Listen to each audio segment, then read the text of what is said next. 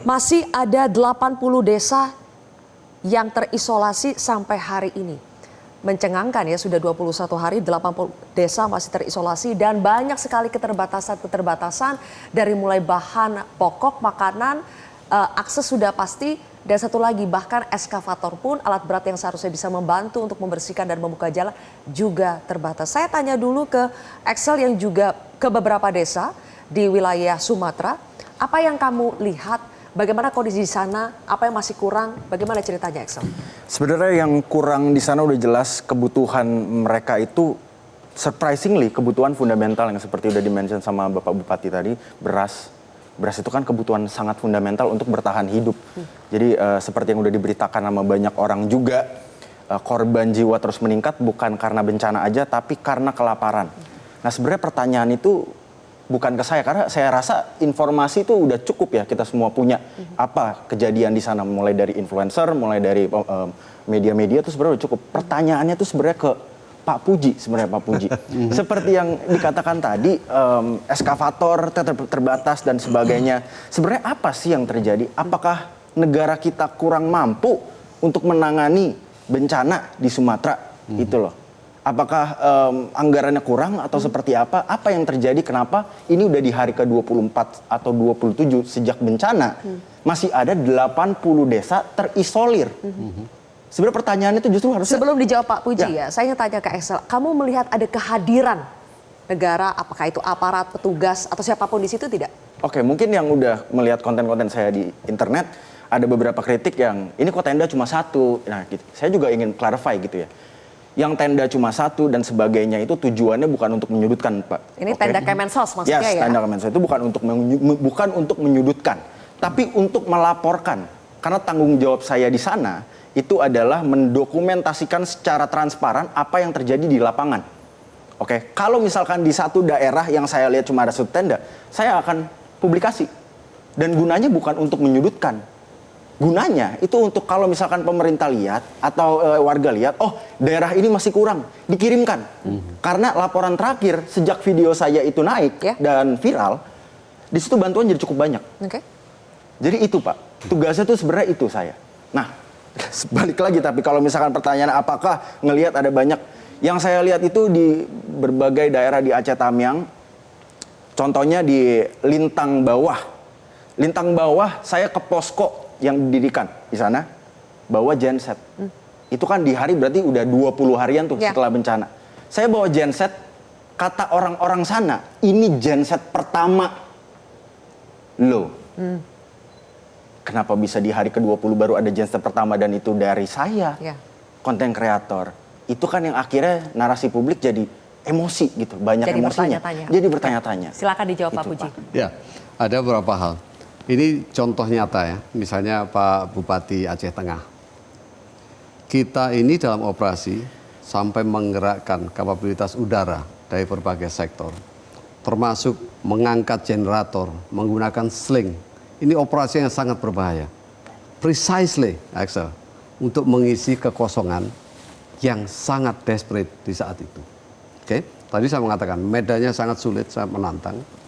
Kapabilitas terbatas, kita mau gerakkan semua pun di Republik ini tidak akan bisa mengcover semuanya, gitu ya. Yang kedua, dengan skala yang sedemikian besar, ada prioritisasi di mana yang harus diintervensi pertama, gitu kan? Nah, di dalam proses ini, Axel, kemudian ada yang harus menunggu, ada yang mendapat duluan. Proses ini yang harus dikendalikan di dalam pos komando operasinya BNPB. Sorry Pak, kenapa harus menunggu Pak?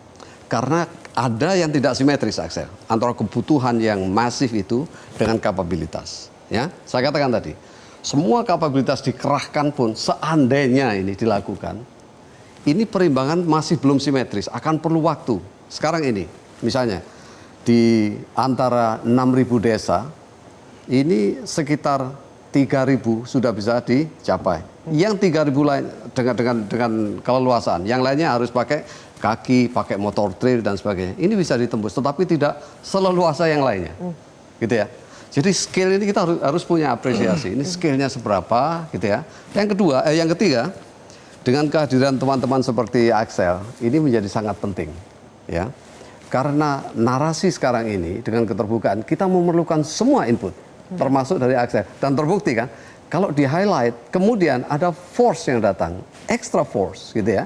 Nah, kita menyadari bahwa informasi semacam ini komplementari, ya, harus kita saring bersama, kita maknai bersama sehingga menimbulkan perubahan. Ini kerjasama dengan teman-teman angkatan muda. Saya katakan, saya sendiri sebagai orang tua nggak ngerti, tetapi dari Axel jadi banyak memahami. Tapi pastikan banyak yang berekspektasi kenapa harus menunggu ada relawan, ada konten kreator yang melaporkan. Seharusnya dengan semua sumber daya, kekuatan yang dimiliki oleh petugas di lapangan, oleh aparat, itu sudah bisa teridentifikasi lebih awal daripada teman-teman yang Saya kira bukan itu ya, saya katakan bukan begitu. Artinya bukan setelah ada konten kreator baru direspon, bukan. Semuanya direspon, tetapi saya katakan menunggu. Oke. Ya. Ada prioritisasi, ada kapasitas juga yang harus dipertimbangkan ya. Tentu Kapasitas saja. kita, apakah kita bisa bilang bahwa masih kurang, Pak? Ada kesenjangan Oke. antara kapabilitas dengan kebutuhan yang terus bertambah. Kapabilitas dan kebutuhan yang masih Tidak seimbang. ada gap. Ya. Saya ingin tanya dulu ke Pak Arief ya, sebentar kita kasih kesempatan kepada Pak Arief. Pak Arief, ada gap antara kapabilitas dengan kebutuhan, itu menurut BNPB. Ya. Tapi pemerintah pusat dengan yakin mengatakan bahwa sampai saat ini kita belum butuh bantuan internasional.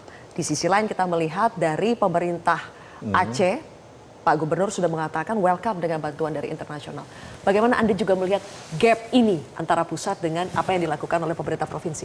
Ya, ini memang yang agak aneh gitu, Mbak ya. Ini rantai komandonya yang nggak jelas, termasuk SOP-nya kalau saya lihat. Jadi tidak sinkron antara pemerintah pusat dan pemerintah daerah.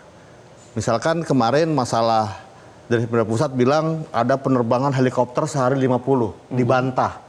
Ini kan jadi forum bantah-bantahan nih. Nah kan sebenarnya kan dalam konteks ini kan tidak boleh ada bantah-bantahan. Nah BNPB kan sebagai komando sekarang di sana, ini kan juga harus punya SOP yang jelas dan target yang jelas bagaimana supaya daerah-daerah terisolir itu menjadi prioritas utama kan gitu kan. Betul, betul. Tapi dari inti perdebatan ini kan juga kalau saya kembali pada fungsi saya Mbak ya. Ya. Saya kan di Komisi 4 Ya. Kehutanan. Ya. Ini saya berharap pemerintah jangan juga terlalu bangga ke depannya misalkan menjadi pengekspor kayu terbesar di dunia. Pengekspor minyak sawit terbesar di dunia. Pengekspor nikel terbesar di dunia. Pengekspor batu bara terbesar di dunia. Ini nggak usah lagi. Karena kenapa? Menurut saya yang harus dipikirkan adalah masa depan bangsa kita. Ini yang paling penting menurut saya. Dan termasuk harus ada evaluasi menyeluruh. Dari Kementerian Kehutanan terhadap perusahaan-perusahaan yang ada nih. Misalkan sekarang ini dievaluasi masalah hutan produksi terbatas. Oke. HPT ini kan selalu di daerah pegunungan atau lereng. Atau daerah-daerah tertentu yang memang potensinya daerahnya misalkan tanahnya lunak atau dan lain-lain. Nah ini harus dicabut semuanya menurut saya. Karena kita bicara tentang produksi kayu kita.